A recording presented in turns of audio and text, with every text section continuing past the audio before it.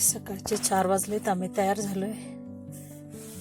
खूपच शांत वातावरण आहे आणि आम्ही आता सगळं पॅकिंग केले आणि निघायची तयारी सुरू आहे. रूम खूप छान पीसफुल होती, कुठला आवाज वगैरे नव्हता, त्यामुळे सगळ्यांना खूपच छान झोप लागली. आणि तयार होऊन आम्ही सगळं सामान कारमध्ये लावले आणि आता निघाले. ह्या इस्टेटमध्ये खूप छान हत्ती आहेत आणि जेव्हा जेव्हा आम्ही येतो तेव्हा बघायला खूप छान वाटतं. इथून आम्ही एक्झिट घेणार आहे बाहेर. खूपच छान स्टे होतं इथं राहण्याचं आणि खूपच पीसफुल एन्व्हायरमेंट होतं. मला ही प्रॉपर्टी खूपच आवडते. जेव्हा आम्ही इकडे येतो तेव्हा इथंच राहण्याला प्रेफर करतो.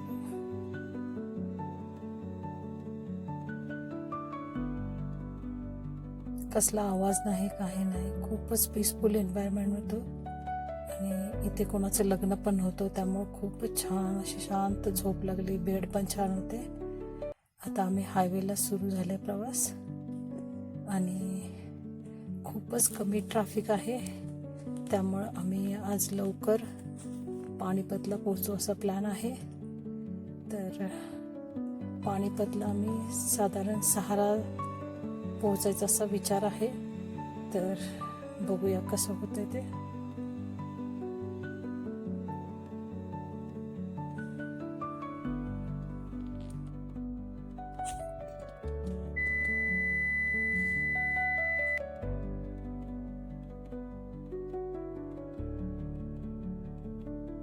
आणि खूपच शांत वातावरण आहे आणि बघू शकता स्काय एकदम ब्लू दिसते.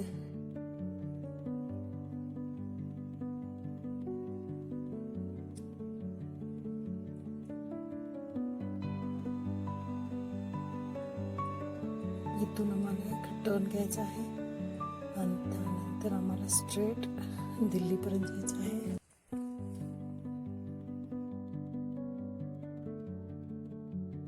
दोन दिवसाच्या प्रवासामध्ये झोप नाही मिळत, फक्त ट्रॅव्हल असल्यामुळे रात्री 11 वाजता झोपायला साधारण आणि सकाळी 3 वाजता उठावं लागतं, त्यामुळे खूप कमी झोप मिळते. त्यामुळे आम्ही काय करतो, कारमध्ये झोपून घेतो. तर मी 1-2 तास झोप चांगली काढली. आता साधारण 8 वाजायला आलेत, तर आम्ही थांबू.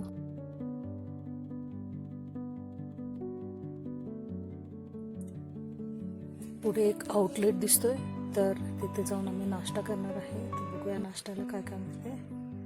आम्ही इथे आलेलो आहोत आउटलेटमध्ये.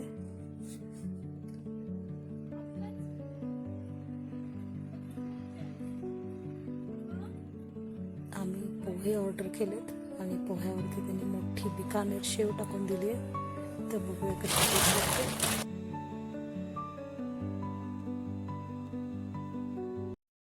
मुलांनी छोले भटुरे ऑर्डर केलेत, तर बघूया कसे लागतात टेस्ट.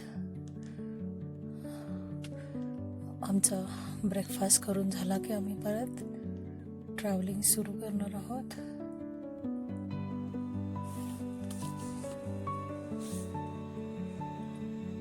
आणि थोडा ब्रेक नंतर आम्ही परत आमचा प्रवास सुरू केला. हा एरिया पूर्ण ड्राय आहे, त्यामुळे बघू शकता तुम्ही सगळीकडे बाभळीची झाडं आहेत आणि इथे सगळ्यांनी जे घरं बांधलेत ते कोटा टाईलचे पीसेस असतात ना, ते वापरून बांधलेले आहेत. इवन त्यांच्या शेताच्या बाजूला पण जे त्यांनी कंपाऊंड केले ते सुद्धा त्या टाईल्स वापरूनच केले. तर खूप वेगळी आणि छान घरं वाटली बघायला.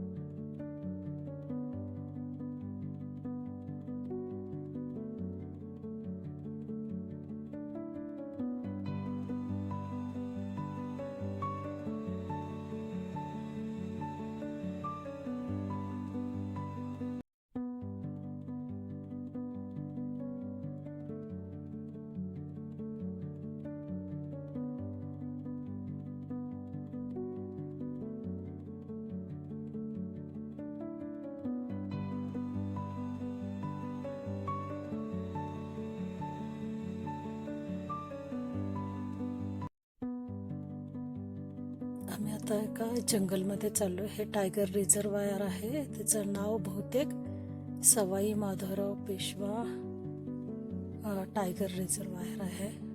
आणि इथे खूपच छान असे घनदाट जंगल आहे.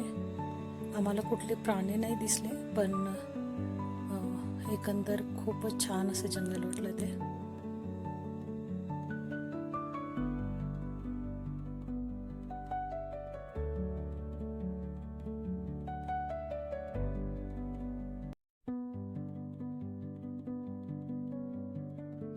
इकडे खूपच सुंदर असे भिंत घातली आणि पूर्ण जंगलमधून आम्ही बाहेर आलोय आणि आता हायवेला चाललो. तुम्ही बघू शकता खूपच सुंदर असे बोगनविलियाची झाडं आहेत मधल्या डिवायडरमध्ये. आणि ह्या बाजूला एक खूपच सुंदर जैन मंदिर वाटते. हे खूप सुंदर आहे. पूर्ण टेकडीवरती त्यांनी बांधलेलं आहे. आणि जर का आज जाऊन बघितलं तर खूपच छान वाटेल, पण आमच्याकडे टाईम नसल्यामुळे मी फक्त बाहेरूनच बघतोय. मला हे बोगनविलिया खूपच सुंदर वाटलेत. किती छान वाटते आपण प्रवास करताना सगळं वेगळं काहीतरी बघण्यासाठी.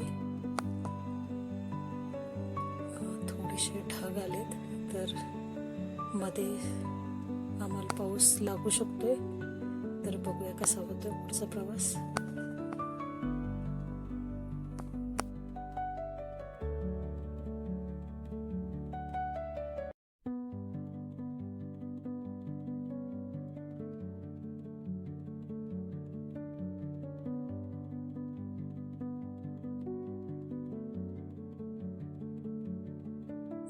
आम्ही आता पुढे जाऊन लंच करणार आहोत. एक आउटलेट आहे, त्या आउटलेटमध्ये काय मिळते बघायचं आहे.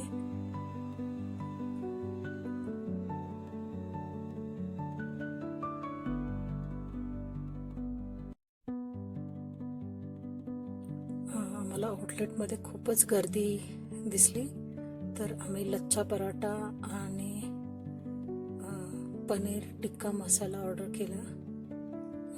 लंच केल्यानंतर आमचा प्रवास सुरू झाला आणि मी खूपच दमल्यामुळे झोपून गेले, तर मधलं रेकॉर्डिंग करता नाही आलं.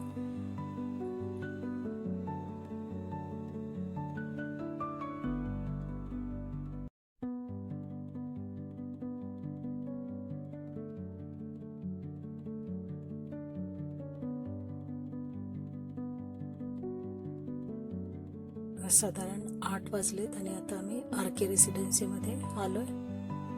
माझ्याकडून रूमचं शूटिंग घ्यायचं विसरलं आणि जेवणाचं पण शूटिंग घ्यायचं विसरलं. जेवण इन्क्लूड होतं, रात्रीचं डिनर इन्क्लूड होतं हॉटेलच्या प्राईसमध्ये आणि खूपच सुंदर जेवण होतं.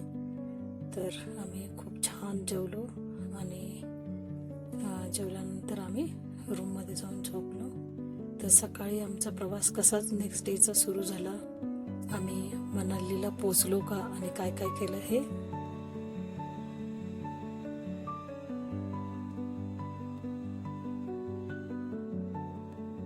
दुसऱ्या दिवशीचा प्रवास कसा झाला आणि आम्ही मनालीपर्यंत पोचलो का मध्येच कुठे थांबलो का अजून पुढे गेलो, हे पुढच्या व्हिडिओमध्ये बघूया. असेच आमच्याबरोबर साथ दिल्याबद्दल धन्यवाद. बघूया आपण पुढच्या भेटूया आपण पुढच्या व्हिडिओमध्ये.